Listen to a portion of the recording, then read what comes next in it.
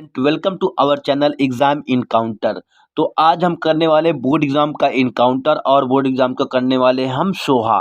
तो यहाँ पे आपको मालूम है कि आपको 29 तारीख का जो फरवरी का 29 फरवरी को आपका बोर्ड एग्जाम है, जहाँ पे आपका कक्षा 10 विज्ञान का होने वाला है। तो आज की इस वीडियो में हम बात करेंगे सभी महत्वपूर्ण रासायनिक अभिक्रियाओं के बारे में एक ही वीडियो में।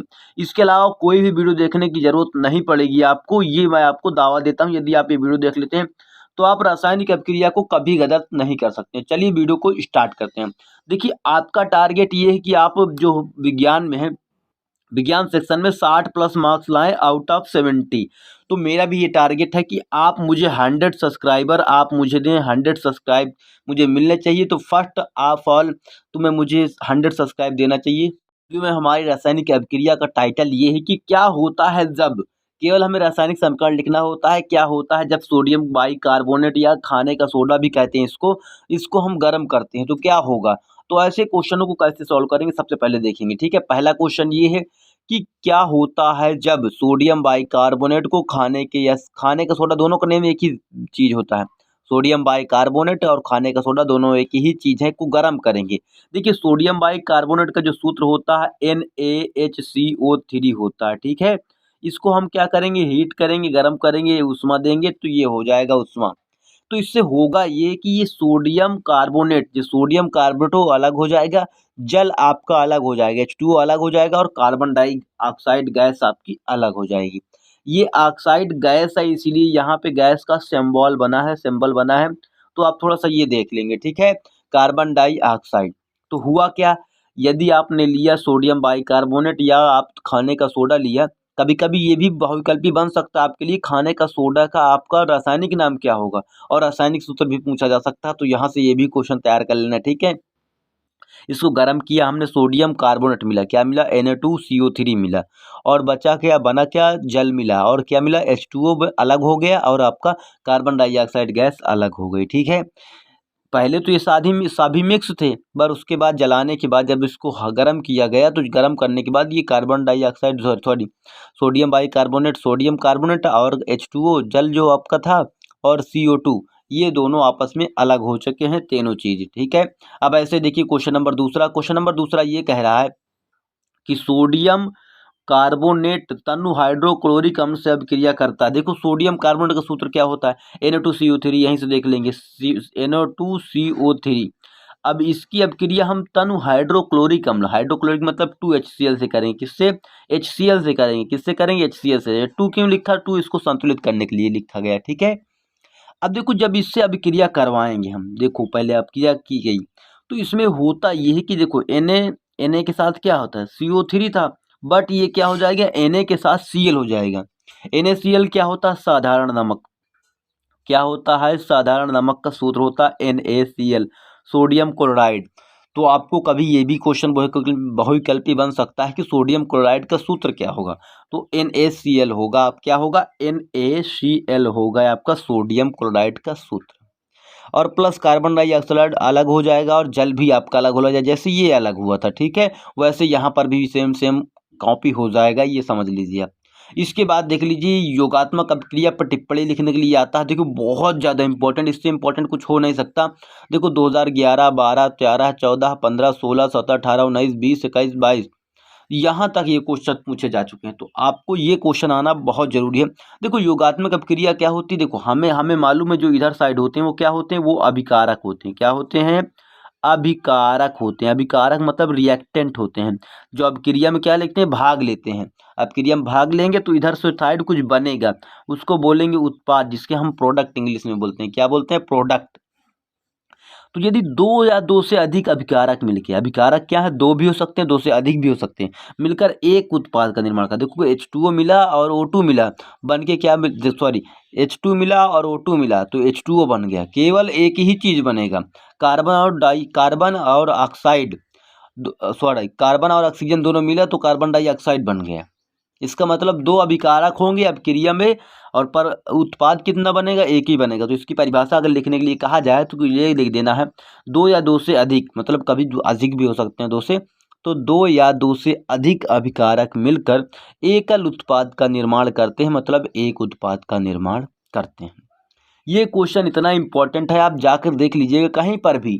आप प्रीवियस ईयर क्वेश्चन पेपर उठा कर देख लीजिए, हर सेट में आपको दिखेगा, हर पेपर में मिलेगा, हर सन में मिलेगा आपको, ठीक है। अब इसके बाद आपका क्वेश्चन नंबर चौथा क्या है, एसिटिक अम्ल से मेथेन कैसे प्राप्त करेंगे। देखिए पहले जानेंगे एसिटिक अम्ल क्या होता है, ठीक है, फिर उसके बाद मेथेन क्या होता है। मेथेन कैसे प्राप्त करेंगे, क्वेश्चन नंबर आपका कहाँ पे आया था, 2012 में आ चुका, 13 में, 14 में, 16 में और 20 में आ चुका है। और संभावनाएं हैं कि 24 में भी आपके बोर्ड एग्जाम में आएंगे, ये गारंटी है, क्योंकि और कहाँ से क्वेश्चन बनेंगे, जितना आपके सिलेबस में होगा उतना ही तो बनाएगा। देखो सबसे पहले एसिटिक अम्ल, एसिटिक अम्ल को आप एथेनोइक अम्ल भी कह सकते हैं, क्योंकि ये आपका कार्बोक्सिलिक समूह का है। तो ये CH3 क्या है, CH3COOH, ये होता है आपका एसिटिक अम्ल का सूत्र। एसिटिक अम्ल किस में पाया जाता है, ये आपको बताना है कमेंट बॉक्स में। एसिटिक अम्ल कहाँ पे पाया जाता है, ठीक है, ये आपको बताना। देखो फार्मिक अम्ल जो होता है चींटी के डंक पे होता है, और एसिटिक अम्ल आपका समझ सकते हैं, आप खुद ही कमेंट में बताएंगे, मैं नहीं बताऊंगा इसको, ठीक है। इसको आप सर्च करेंगे कहीं से भी आपको मिलेगा, इसका कमेंट बॉक्स में जवाब देंगे तो आपको क्या होगा, ये क्वेश्चन अगर बोर्ड एग्जाम में आ गया तो आप इसका जवाब भी दे पाएंगे वहीं पर। तो एसिटिक अम्ल का आप मेथेन कैसे प्राप्त करेंगे, तो सबसे पहले एसिटिक अम्ल में हम सोडियम हाइड्रोक्साइड की अभिक्रिया करवाएंगे। किसकी अभिक्रिया, सोडियम हाइड्रोक्साइड की अभिक्रिया करने के बाद क्या हो जाएगा, एसिटिक अम्ल में जो H यहाँ पे ऐड था ना, इस H को हटाकर हम उसके जगह पर रिप्लेस कर देंगे N को, ठीक है, इसको सोडियम को। देखो CH3COOH था यहाँ पे, तो यहाँ पे N हो गया, तो ये हो जाएगा सोडियम एसीटेट, इसको बोलेंगे, क्या बोलेंगे, सोडियम एसीटेट। तो ये हुआ, और बचा क्या है आपका, ये HO हो गया, और यहाँ पर से एक O हो गया, तो ये हो गया H2O। क्या होगा, यहाँ से एक H था, यहाँ पे एक H गायब हुआ था ना, क्योंकि इसकी जगह पे हमने वो रख लिया था, तो H2O बाहर हो जाएगा, कोई दिक्कत नहीं। अब जो सोडियम एसीटेट बना है आपका, ये सोडियम CH3, इसी को हम फिर से ले लेंगे, इसी से फिर हम अपक्रिया करवाएंगे, तो उसके बाद क्या होगा, इसी की अपक्रिया फिर NaOH से करवा देते हैं। NaOH से अपक्रिया करवाएंगे तो क्या होगा, NaOH से करवाएंगे, बट वहाँ पे कंडीशन ये है कि हमें बिना बुझा हुआ चूना को भी साथ में लेकर गर्म करना है। इसी में देखो सोडियम एसीटेट था, ये सोडियम क्या है, एसीटेट है, सोडियम एसीटेट का हम सोडियम हाइड्रोक्साइड से अपक्रिया करवाएंगे, बट कंडीशन ये है कि हमें अब की बार बिना बुझा हुआ चूना भी साथ में उसी में डाल देना है, ठीक है। अपक्रिया में डाल देना तो गर्म तो होगा ही होगा, ये तो गर्म होगी, क्योंकि आप देखते होंगे चूना को जब हम पानी में डालते हैं तो बहुत ज़्यादा तेज उबाल मारता है, ठीक है, कली चूना को, तो कली चूना से अब बुझा हुआ चूना हो जाएगा। तो यहाँ पे देखो अब ये हो जाएगा आपका मेथेन की प्राप्ति। मेथेन क्या होता है, CH4, क्या होता है, CH4, ये होता है मेथेन का सूत्र। ये आपका एल्केन श्रेणी में आता है, इसमें methane, ethane, propane, butane, pentane जो आप पढ़ते हैं ना, वही मेथेन है, ठीक है। तो ये मेथेन आपकी गैस बनती है, और क्या बनता है, CH2 मतलब Na2CO3 मतलब कार्बन सोडियम कार्बोनेट बन जाएगा आपका, ठीक है। पहले फिर से रिवाइज कर दे रहा हूँ कि आपको लेना क्या है, सोडियम एसीटेट, इसी से तो हमें मेथेन बनाना है ना, तो उसमें हम अपक्रिया करेंगे NaOH, सोडियम हाइड्रोक्साइड की अपक्रिया करवाएंगे, सोडियम एसीटेट बन जाएगा। क्यों, क्योंकि ये आपस में अपक्रिया करके H को हटा देगा, H को हटाया तो एक H और ये दूसरा H मिलकर H2O बना देगा, कोई दिक्कत नहीं है ना, क्योंकि ये O भी था एक, तो H2O बन गया। अब ये जो सोडियम एसीटेट है उसकी अपक्रिया फिर इसी से करवा देंगे, तो अब बट कंडीशन ये रख देना कि आपको अभिकारक में अपक्रिया में कुछ उत्प्रेरक यूज़ कर लेना, उत्प्रेरक जैसे CaOH, ठीक है, CaO आपको यूज़ करना, कली चूना को यूज़ कर लेना है, गर्म कर देना है, फिर आपका मेथेन बन जाएगा। आपको ये सारे सिंबल जितने भी बने हुए सिंबल आपके सारे के सारे सिंबल को आपको बनाना है, सारे के सारे चिन्ह आपको दिखाने हैं और बताना है जितनी चीज़ें आपसे मालूम हो सकती हैं, क्योंकि ये क्वेश्चन बहुत इंपॉर्टेंट है। ऐसे ही क्वेश्चन नंबर देखो पाँचवा, क्वेश्चन नंबर पाँचवा ये है, क्या एसीटेट अम्ल के निर्जलीकरण की अपक्रिया का समीकरण लिखिए दीजिए। देखो एसीटेट क्या होता है, एसीटेट अभी मैंने देखा ना कि आपने देखा कि एसीटेट का सूत्र अभी मैंने लिखा था ना, CH3COOH था ना आपका एसीटेट का सूत्र। तो ये एसीटेट को क्या करवा देते हैं, एसिटिक अम्ल हम, तो एसिटिक अम्ल है, क्या है, एसिटिक अम्ल को हम अभिक्रिया करवाएंगे और इसका निर्जलीकरण करवाएंगे। निर्जलीकरण का मतलब ये होता है उसमें जल ना बचे, ऐसा निर्जलीकरण। ये CH3COOH प्लस CH3COOH एसिटिक अम्ल है, इसका मतलब ये है कि ये 2 टाइम्स लिखा है बस, और कुछ नहीं है। आप इसे ऐसे भी लिख देंगे तो कोई दिक्कत वाली बात नहीं, क्योंकि हमने इसको रासायनिक अभिक्रिया को संतुलित करने के लिए इस प्रकार लिखा है, ठीक है, तो ये समझ लेना। तो इतना हो गया। इसकी अभिक्रिया P2O5 से करवाएंगे। P2O5 की उपस्थिति में P2O5 की उपस्थिति में आप इसकी अभिक्रिया करवा देंगे तो बनेगा क्या? बनेगा आपका CH3 CH3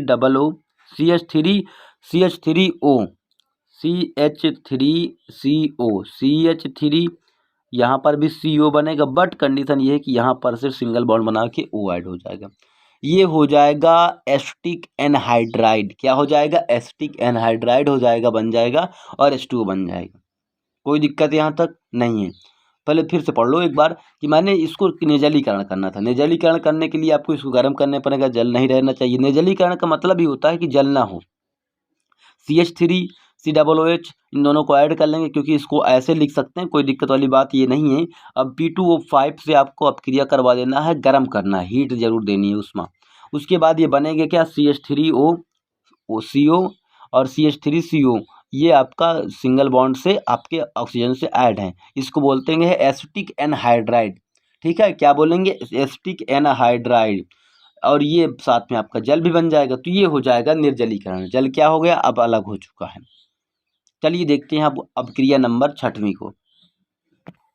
तो यहाँ पर देख लो साबुनीकरण अभिक्रिया। साबुनीकरण अभिक्रिया आपकी वो अभिक्रिया होती है जो इतनी इंपॉर्टेंट हो जाती है कि आप देख सकते हैं यहाँ पर लगातार ये क्वेश्चन बोर्ड एग्जाम में पूछा जा रहा है। इस पर टिप्पणी भी लिखने के लिए आ जाता है, कभी कभी इसको डिटेल में लिखने के लिए आ जाता है। तो साबुनीकरण अभिक्रिया जो होती है उसमें रिएक्शन कैसे लिखी जाती है आपको सिखाने वाला हूँ। बिल्कुल आसान तरीका होता है साबुनीकरण अभिक्रिया। सबसे पहले आपको ये देखना है कि ये देखो, इस सूत्र को देखो पहले। CH2OCOO COCH17 और C17H35। पहले देखो यहाँ पे लिखा है CH2, क्या लिखा है? CH2OCO CH2OCO केवल यहाँ पे 2 नहीं लिखा है, बाकी सारा कुछ यहाँ से यहाँ तक का फार्मूला सेम है। और ये भी फार्मूला आपका सेम ही है, C17H35। पहले गौर से देखो इसको। इस अभिक्रिया को देखने के लिए आपको थोड़ा सा दिमाग का यूज़ करना पड़ेगा। यहाँ पे लिखा CH2O, यहाँ पर भी लिखा CHO, यहाँ पे लिखा CH2O, यहाँ पे CH2 लिखा, यहाँ पे CH2 बस नहीं लिखा नहीं। सारे सब क्रिया को फार्मूला सेम है, तो आपको ये माइंड में रख लेना कि ये सारे सेम है, बट यहाँ पे H2O नहीं लगाना है। ठीक है, H2 नहीं लगाना है। अब इसकी अभिक्रिया हम या तो सोडियम हाइड्रोक्साइड करवा देंगे या पोटेशियम हाइड्रोक्साइड करवा देंगे। तो हम यहाँ पे करवा देते हैं इसकी अभिक्रिया सोडियम हाइड्रोक्साइड से। किससे करवाते हैं? सोडियम हाइड्रोक्साइड से। तो बनेगा क्या यहाँ पे? CH2OH CHOH CH2OH। देखो गौर से देखो, यहीं पे केवल लबीच वाले में जो होता है ना उसमें 2 नहीं लगता। क्यों नहीं लगता? इसका कंडीशन ये है कि एक कार्बन के चारों ओर केवल 4 ही कार्बन, सॉरी, एक कार्बन के चारों ओर केवल 4 ही बॉन्ड होते हैं। तो एक बॉन्ड ये इसके साथ ऐड हुआ, दूसरा बॉन्ड ये इसके साथ हुआ, तीसरा ये इसके साथ हो गया, ठीक है, H के साथ, चौथा तो खुद ही है। तो 4 बॉन्ड से ज़्यादा वो ऐड नहीं हो सकता एक साथ में, तो इसीलिए ये ऐसे होता है। ठीक है, देखो एक बॉन्ड में OH जुड़ा हुआ है और एक बॉन्ड में H जुड़ा है, ये वाला H, और एक बॉन्ड में C जुड़ा है और दूसरे बॉन्ड में C भी जुड़ा है। तो 4 बॉन्ड तो हो चुके हैं ना, 4 बॉन्ड से ज़्यादा नहीं हो सकते। ऐसे यहाँ पे भी बंद जो होते हैं ना, तो एक बंद और दूसरा बंद और तीसरा बंद ये पूरा का पूरा हो जाएगा और चौथा बंद ये हो जाएगा। ठीक है, एक बंद 2 बंद तो दिखाई दे रहे हैं, तीसरा और चौथा पूरा बंद ये आपको अलग से दिया गया है। ठीक है, अब इतनी अभिक्रिया हो गई, ये आपको दिखाई देने लगा कि यहाँ CH2OH बनेगा, CHOH और CH2OH। ठीक है, इसमें और बनेगा क्या? अब यहाँ पे बनेगा साबुन। साबुन का सूत्र होता है C17H35 COONA, ये होता है आपका साबुन। ठीक है, और एक होता है C17H35 और COOK। दोनों साबुन हो सकते हैं, क्योंकि यहाँ पे हमने सोडियम भी लेने के लिए कहा था, पोटेशियम भी लेने के लिए कहा, दोनों में से एक ले लेंगे। अगर सोडियम ले लेंगे, सोडियम हाइड्रोक्साइड लेंगे तो सोडियम वाला बनेगा, और पोटेशियम ले लेंगे तो पोटेशियम वाला बनेगा। बट दोनों साबुन अलग अलग होते हैं। ठीक है, एक मृदु साबुन होता है जो शरीरों में लगाया जाता है त्वचा में, और एक कठोर साबुन होता है जो कपड़ों की धुलाई के लिए लिया जाता है। ठीक है, सफाई के लिए। तो ये बात आपको क्लियर होनी चाहिए कि ये आपको पूरी तरीके से समझ में आ चुकी होगी।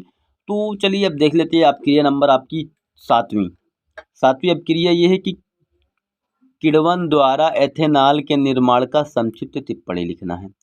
देखो ये अभिक्रिया आपको 2011 में देखने को मिली थी, 12, 13, 14, 15, 16, 17, 18, 19, 20, 22। तो देखो 21 में एग्जाम नहीं होता, नहीं तो वहाँ पर भी आती है, इतना गारंटी ले रहा हूँ, क्योंकि किण्वन विधि से एथेनॉल ये किसी न किसी सेट में आपको देखने को जरूर मिलेगा। ठीक है, तो आपको इसको अपक्रिया लिखनी कैसे ये पहले देख लो मेरी गौर से।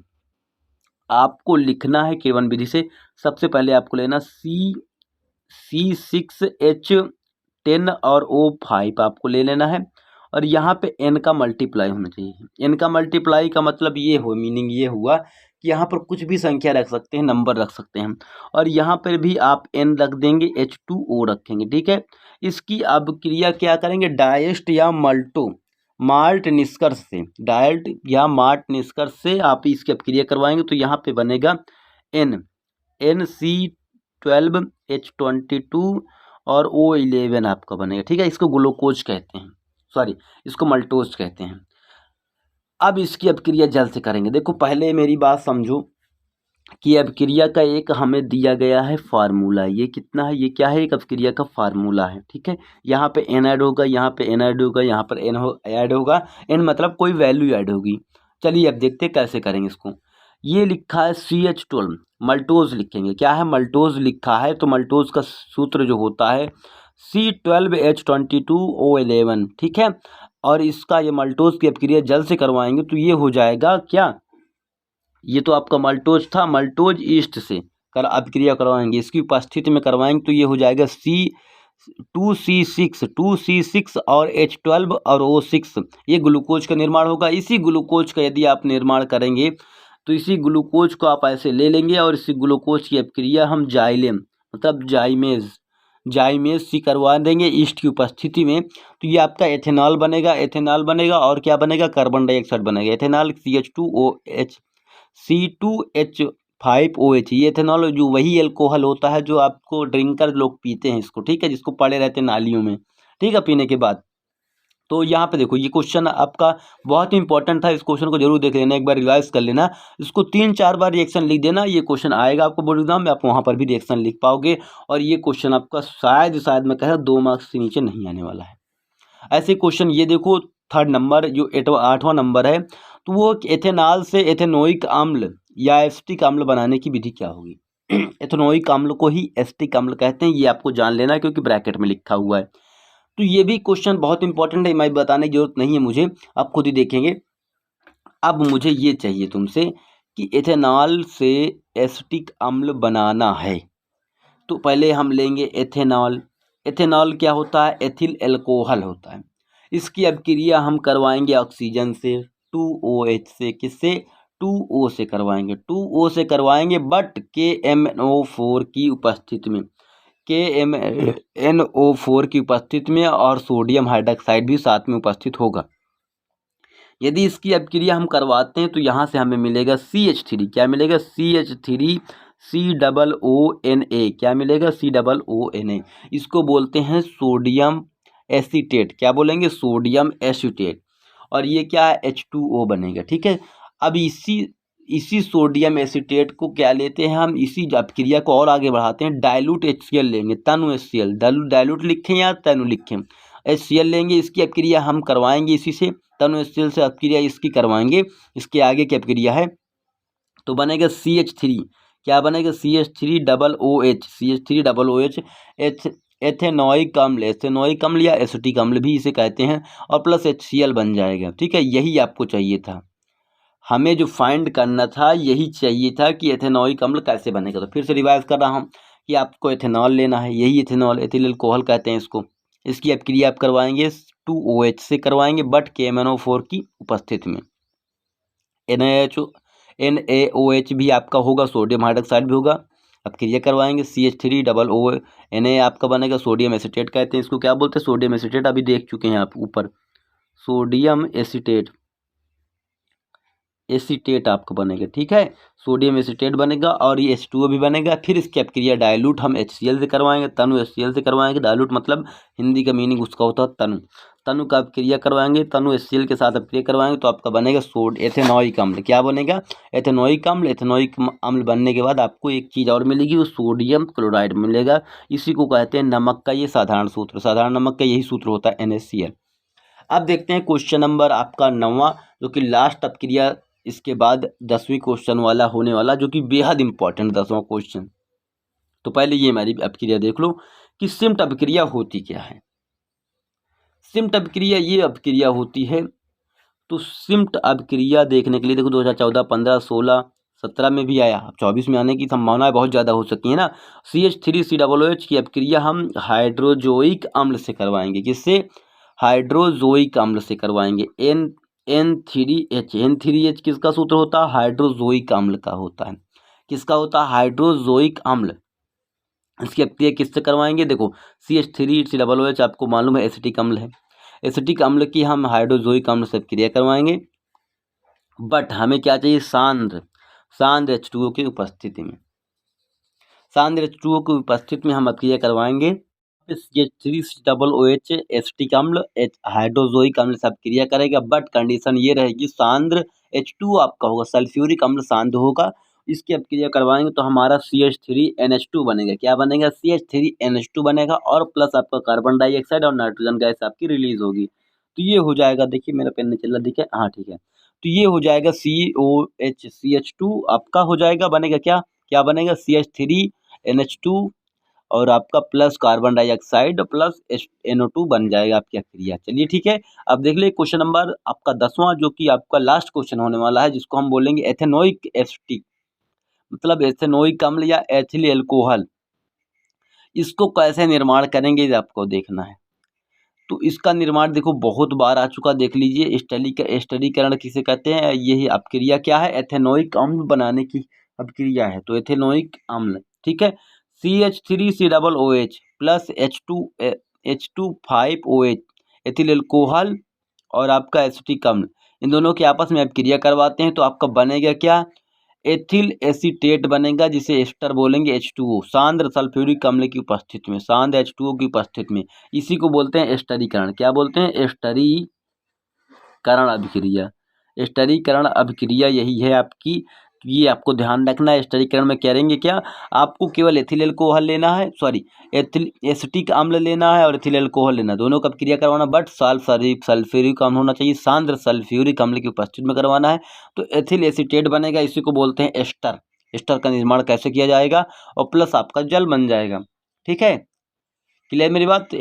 तो एस्टर का आपको सूत्र याद होना चाहिए कि एथिल एसीटेट का सूत्र क्या होता है? CH3 क्या होता है? CH3 COOCOOH2 मतलब C2H5 तो ये हो जाएगा एथिल एल्कोहल और प्लस आपका जल, सॉरी एथिल एसीटेट और आपका जल, एस्टर इसे बोल सकते हैं। ठीक है, तो ये आपकी 20 अभिक्रियाएं थी और मैं आशा करता हूं कि आप बहुत अच्छे से इन अभिक्रियाओं को सीखेंगे और दोबारा लर्न करेंगे, दोबारा रिपीट करेंगे, रिवाइज करेंगे इस वीडियो को। आपको पूरी तरीके से ये अभिक्रियाएं याद हो जानी चाहिए, क्योंकि यही बोर्ड एग्जाम में आने वाला है। चलिए मिलते हैं नेक्स्ट वीडियो में, तब तक के लिए जय हिंद, जय भारत।